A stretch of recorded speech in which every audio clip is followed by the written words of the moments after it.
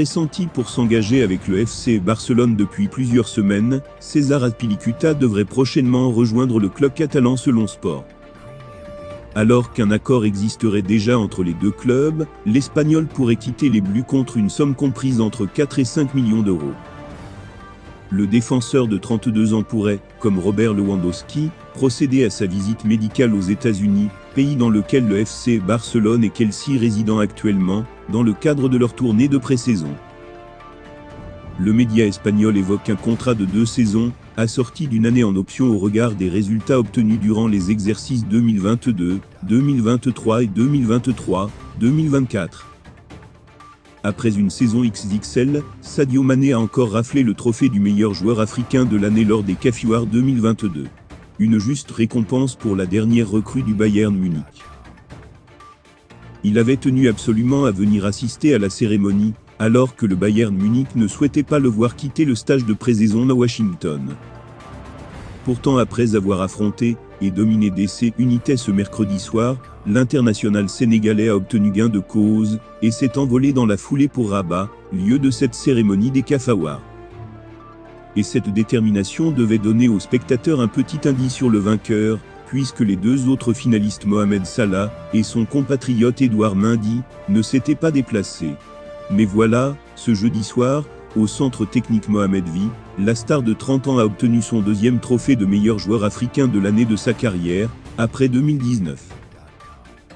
3 ans donc entre la première et la deuxième récompense, mais c'est bien, avec le statut de tenant du titre, que Sadio Mané s'est présenté devant le public.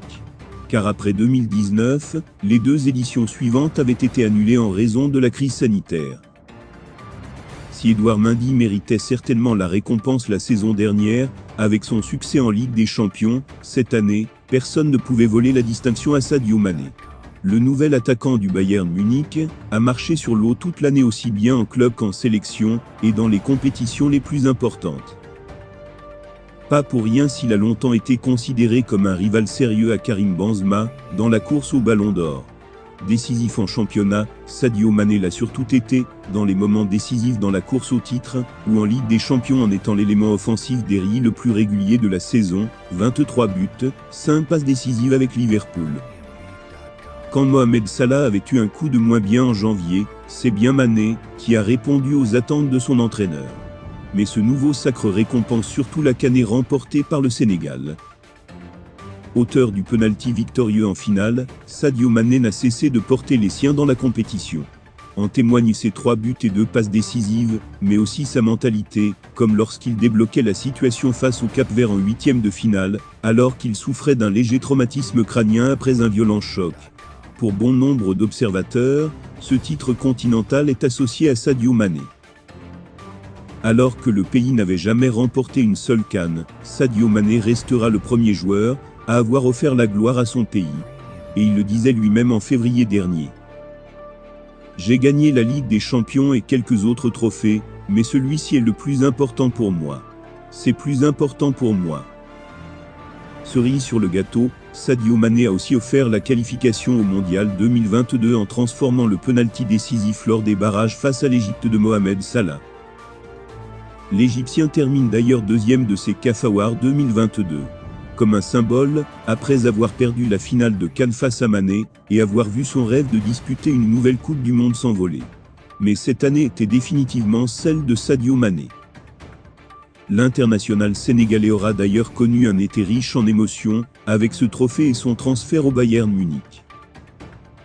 Je suis très honoré d'être présent à cette cérémonie ici, pour la 5e fois de suite. Je veux remercier notre président et mon coach Aliou Cissé sans oublier mes coéquipiers en club et sélection, mais aussi ma famille depuis Bambali, mes amis et mes proches. Je n'ai même pas les mots ce soir, lançait-il au moment de recevoir son trophée, avant d'enchaîner en conférence de presse. Comme je l'ai dit depuis le début, je suis très content de le gagner, car ce n'est pas facile. Je veux remercier mes coéquipiers, car sans eux ça n'aurait pas été possible, tout comme mon club et ma sélection. Je remercie tout le monde pour le soutien. Car ils sont tous derrière moi depuis le début, et encore plus depuis la victoire à la CAN et la qualification au Mondial. Merci à eux. Je leur dis un grand merci, tout comme aux journalistes sénégalais présents dans la salle.